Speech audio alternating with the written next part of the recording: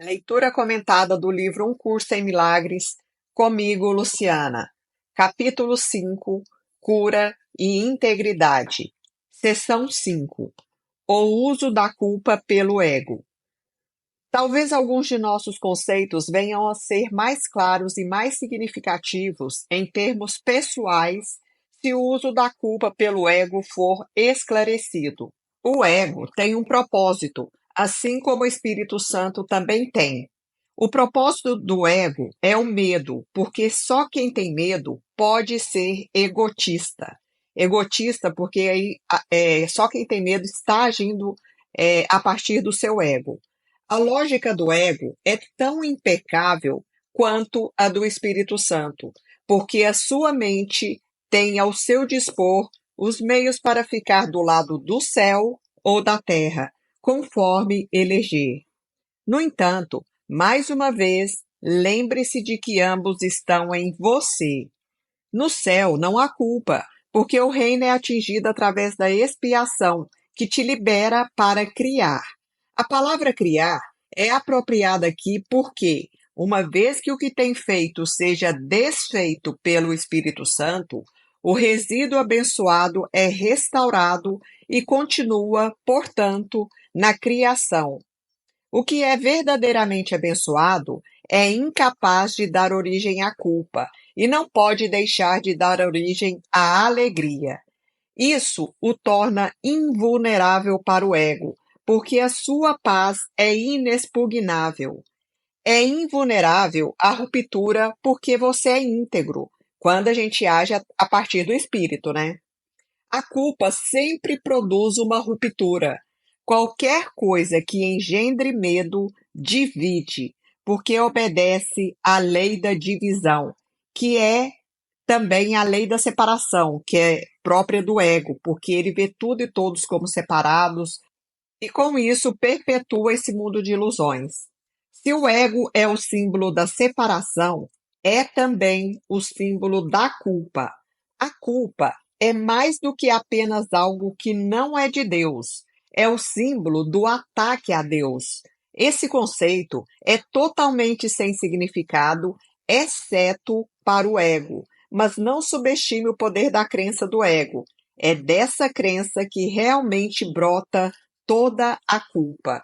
Então, toda vez que as pessoas, que nós aqui, eu me incluo também, toda vez que a gente age motivado por algum medo ou culpa, seja em nós mesmos ou nos outros, nós estamos agindo a partir de todas as convicções, de todo o cenário que o ego faz aparecer, surgir na nossa frente, a partir desses medos e dessas culpas. O ego é a parte da mente que acredita em divisão. Como poderia uma parte de Deus se desligar sem acreditar que o está atacando?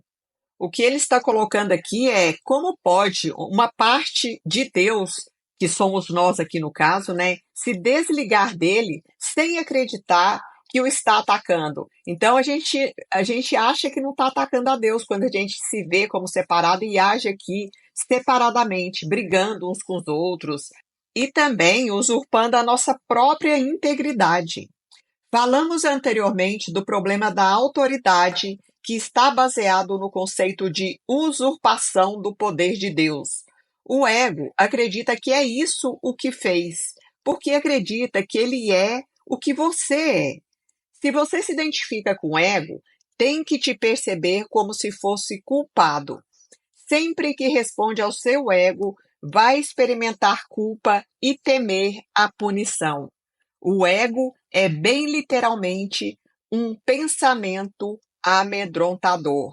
Por que que a gente vai perceber, vai temer a punição? Porque esse Deus criado, esse Deus punitivo, esse Deus egóico, esse Deus que premia uns e sacrifica outros, que pune outros, é o Deus do ego, criado pelo ego. É o Deus do medo, é o Deus da culpa e o Deus da punição. Então, olha que interessante, como a gente tem que observar como estamos agindo em cada momento, em cada situação, em cada relacionamento que a gente estabelece aqui na vida. Por mais ridícula que possa ser a ideia de atacar a Deus para a mente sã, nunca se esqueça de que o ego não é são. representa um sistema delusório e fala por ele próprio. Escutar a voz do ego significa que acredita que é possível atacar a Deus e que uma parte de Deus foi arrancada de você. O medo da retaliação vinda de fora é decorrência disso, porque a severidade da culpa é tão aguda que tem que ser projetada. E esse é o cenário externo que o ego vai projetar na nossa vida, na vida pessoal de cada um de nós, porque a gente acredita realmente que foi possível atacar a Deus. Gente, Deus é unicamente amor. Ele é unicamente amor. E tem até uma frase aqui do livro que mais para frente vocês vão ver, que diz: ensine só o amor, pois é isso que você é. Nós somos feitos a partir dessa perfeição divina, dessa perfeição amorosa universal. Não dê ouvidos para o seu ego. Não é fácil sair? Não, não é. Mas também não é impossível. Depende da sua própria vontade. O que quer que seja que você aceite em sua mente tem realidade para você. É a sua aceitação que o torna real. Se entroniza o ego em tua mente, a sua permissão para que ele entre faz dele a sua realidade. Isso é assim porque a mente é capaz de criar a realidade ou fazer ilusões. Eu disse anteriormente que você precisa aprender a pensar com Deus. Pensar com Ele é pensar como Ele. Isso engendra alegria, não culpa, porque é natural. A culpa é um sinal seguro de que o seu pensamento não é natural. O pensamento não natural será sempre acompanhado pela culpa, porque é uma crença no pecado. O ego não percebe o pecado como uma falta de amor, mas como um ato indubitável de agressão. Isso é necessário para a sobrevivência do ego, porque, logo que considerar o pecado como uma falta, irá automaticamente tentar remediar a situação. E terá sucesso. O ego considera isso como uma condenação, mas tem que aprender a considerar como liberdade. Olha só que interessante o que ele colocou aqui. O ego, ele cria o cenário e ele faz o papel de vilão e de mocinho. Mas tudo isso engendrando na nossa mente que a gente que está agindo, que a gente é o ego, que a gente é ele. E nós não somos ele, nós somos aquele ser que está percebendo a manifestação do ego. O ego enche a nossa cabeça e diz que o pecado não é falta de amor, mas ele entende que isso é uma agressão. Aí, para que ele sobreviva, ele logo coloca na mente da gente o pecado como uma falta e que ele mesmo irá automaticamente remediar essa situação e que ele vai ter sucesso. Olha só que cenário, parece de filme de ficção científica. A mente sem culpa não pode sofrer. Sendo sã, a mente cura o corpo, porque ela foi curada. A mente sã não pode conceber a enfermidade, porque não pode conceber ataque a qualquer pessoa ou a qualquer coisa. Eu disse antes que a enfermidade é uma forma de mágica. Poderia ser melhor dito que é uma forma de solução mágica. O ego acredita que punindo-se vai atenuar a punição de Deus. Olha só como as nossas questões emocionais, os nossos traumas, as nossas culpas e medos, os nossos julgamentos não percebidos, não trazidos para a nossa consciência, o ego faz a gente acreditar que a gente se punindo, e isso é o que expressa a doença no nosso corpo físico, os acidentes, as quedas, os problemas neurológicos e tudo. Por quê? Porque tem questões internas que eu não resolvi, aí o ego faz a gente pensar, isso é tudo inconsciente, gente, que a gente se punindo, a gente vai atenuar a punição que Deus daria pra gente. Olha que jogo incrível. Entretanto, nisso ele é totalmente arrogante. O ego atribui a Deus uma intenção de punir. E então, toma essa intenção como sua própria prerrogativa. Tenta usurpar todas as funções de Deus como as percebe. porque reconhece que só a aliança total pode ser confiável. O ego não pode se opor às leis de Deus, assim como você também não pode, mas pode interpretá-las de acordo com o que quiser, assim como você. Essa é a razão pela qual a questão "o que é que você quer?" tem que ser respondida. Você está respondendo a essa questão a cada minuto e a cada segundo, e cada momento de decisão é um julgamento que pode ser tudo menos sem efeito. Seus efeitos seguir-se-ão automaticamente, até que a decisão seja mudada. Lembre-se, porém, de que as alternativas em si são inalteráveis. O Espírito Santo, como o ego, é uma decisão. Então, tanto o Espírito Santo quanto o ego, cada um é uma decisão que eu tenho que tomar. Eu escolho pelo Espírito Santo agir pelo meu espírito, ou eu escolho agir pelo ego. Juntos constituem todas as alternativas que a mente pode aceitar e obedecer. O Espírito Santo e o ego são as únicas escolhas abertas para você. Deus criou uma delas e não pode erradicá-la, que é o Espírito Santo que Deus criou. E você fez a outra, então você pode erradicá-la, que é o ego, né? Só o que Deus criou é irreversível e imutável.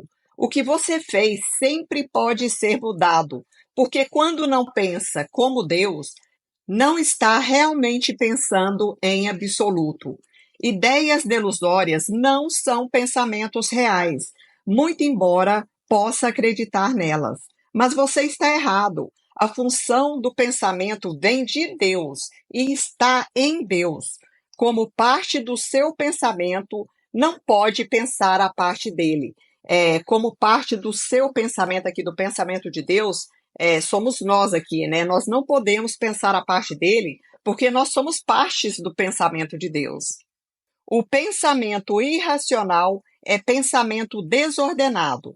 O próprio Deus ordena o teu pensamento, porque o seu pensamento foi criado por ele. Os sentimentos de culpa são sempre um sinal de que você não sabe disso. Eles mostram também que você acredita que pode pensar a parte de Deus e quer fazê-lo. Todo pensamento desordenado é acompanhado de culpa na sua concepção, e a sua continuação é mantida pela culpa. A culpa é inescapável para aqueles que acreditam, porque ordenam seus próprios pensamentos e, portanto, têm que obedecer os ditames que eles impõem. Isso os faz sentir responsáveis pelos seus erros, sem reconhecer que, ao aceitar essa responsabilidade, estão reagindo irresponsavelmente. Se a única responsabilidade do trabalhador de milagres é aceitar a expiação para si mesmo, e eu te asseguro que é, então a responsabilidade pelo que é expiado não pode ser sua. O dilema não pode ser resolvido a não ser pela aceitação da solução do desfazer. Você seria responsável pelos efeitos de todos os seus pensamentos errados se eles não pudessem ser desfeitos. O propósito da expiação é salvar o passado apenas em sua forma purificada.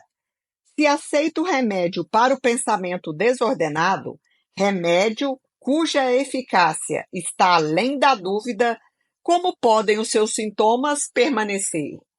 A continuidade da decisão de permanecer separado é a única razão possível para a continuação dos sentimentos de culpa. Nós dissemos isso antes, mas não enfatizamos os resultados destrutivos dessa decisão. Qualquer decisão da mente vai afetar tanto o comportamento quanto a sua experiência. Então, qualquer decisão que a gente tome na nossa mente vai afetar tanto o nosso comportamento, que é o nosso modo de agir, a nossa ação, quanto a nossa experiência, que é esse espaço de tempo aqui chamado vida. Eu vou experienciar aquilo que eu decidir na minha mente. O que quer, você espera. Isso não é delusório. A sua mente, de fato, faz o seu futuro e o devolverá à criação plena a qualquer momento, se aceitar em primeiro lugar a expiação. No instante em que tivermos feito isso, ela também retornará à criação plena. Tendo desistido do seu pensamento desordenado, a ordem apropriada do pensamento vem a ser bastante aparente. Então, quando a gente desiste desses pensamentos desordenados, equivocados, principalmente de medo e de culpa, principalmente de julgamento também, mas medo e culpa é uma coisa que coloca a gente num estado completamente ilusório de criação de experiência, de vivenciar uma experiência aqui de enganos, repleta de enganos, de equívocos. Então, quando a gente desiste desse pensamento desordenado, a ordem apropriada do pensamento, ela começa a se manifestar na nossa vida. E aí as coisas começam a acontecer de modo fluido, de modo leve, de modo harmônico e muito amoroso. Fim da leitura do livro-texto.